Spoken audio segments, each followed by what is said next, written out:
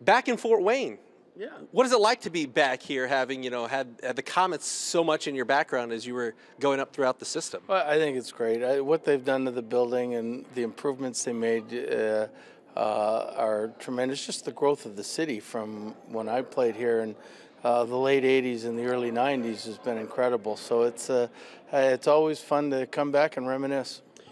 Your son Ben is an assistant for the Komets, his first year with the Komets. He was telling me before the season he used to run up the ramps here when you were coaching. So what is it like to see him now on the ice coaching for this Komets franchise? Well, it was great. This is actually the first practice I've seen him out there, and it's pretty cool watching your son sort of grow up and hopefully follow all the way to the top. And to watch him out here it makes Dad proud. What advice did you give him when he said, "Okay, Dad, I'm taking this job as an assistant coach with the Komets"? Was there any advice?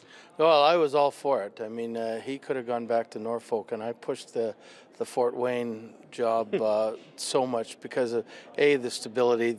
I know the owners, and they're great people, and see just the fans and the fact that the way they support the Komets is like no other minor team in hockey. So I was hoping that he'd come from a situation that wasn't very good in Norfolk to a place that he wouldn't realize how good he could be treated. As a coach yourself that has had the type of success that you've had, what do you try to tell your son about on ice, off ice, that can get him ready for this coaching profession?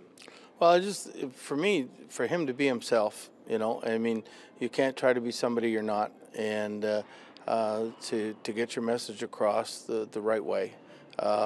Off ice, he's got a great wife, and to be a coach, you have to have a special kind of woman to follow you in minor hockey, because you're not going to stay in one place for too long forever. So I mean, I think they've got that going for him. So, and he's got the passion and dedication to do this and to do what it takes.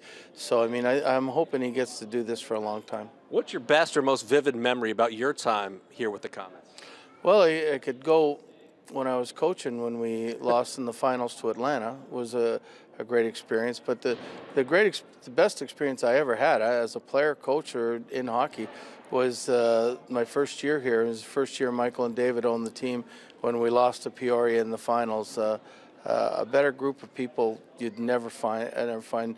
There's so many of those players that were on that team that have stayed friends forever. And I'm sure if we ever had a reunion, we wouldn't miss a beat. We would be telling stories that would run on forever. So it was a great group of guys and a great memory. And I'm glad. I was very happy that I was able to be part of it. Is it weird to be back and not have the sounds of Bob Chase radio ringside? Yeah, you know what? We were talking about that at lunch today, and excuse me, Bob was before his time. He was so good, and it's too bad he's not more recognized around the sports world of what he did in broadcasting, because he was one of the best, and he will always be known as one of the best, I would think.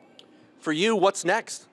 Well, hopefully you'd like to win a cup one day. I think that's every hockey player's dream, is to win a cup, and I'm no different. And every year at the start of the year, you hope to build to get a chance to win it, and hopefully, I mean, we're in a real dogfight right now just to get in the playoffs, but I think the ultimate goal is to win the Stanley Cup.